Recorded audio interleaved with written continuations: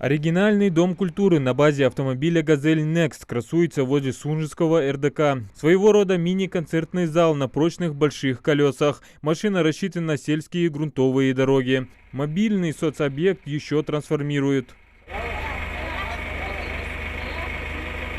Вот так медленно, но верно открывается сцена в 20 квадратных метров. В мобильном ДК можно провести любые культурно-массовые мероприятия в отдельных местах района. Приобрели его в рамках реализации национального проекта «Культура». Пока он единственный автоклуб в Ингушетии. Этой машиной уже 2-3 мероприятия провели.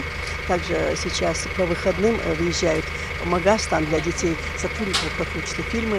И они тоже нам очень благодарны. Поэтому эта машина, это очень ценная машина. Нам крупно повезло. Передвижной культурный центр оснащен световым, звуковым и видеооборудованием. С легкостью может стать уличным кинозалом, как и площадкой для выступления. Помимо этого он имеет дизельный генератор, поэтому внешний источник электроэнергии ему не нужен. Все оборудование сейчас находится в здании Дома культуры. При необходимости оно легко устанавливается на мобильный центр. Вот это вот оборудование, что мы здесь видим, это колонки.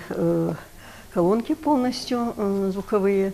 Также здесь имеется микшерный пульт, имеются микрофоны, имеется проектор, также имеется здесь экран, имеется ноутбук, микрофоны. Все, что нужно, генератор. Все, что нужно для того, чтобы этот клуб на колесах, как мы сейчас говорим, выехал провести мероприятие. Все для этого здесь готово. Суммарная мощность колонок 2500 Вт. Этого достаточно, чтобы зрители в радиусе 100 метров могли наслаждаться представлением. Директор признается, что оборудование автоклуба намного мощнее, чем то, что установлено в актовом зале. Для того, чтобы эти мероприятия проводить на улице, поэтому они очень мощные колонки, и вообще аппаратура очень мощная, хорошая аппаратура, качественная.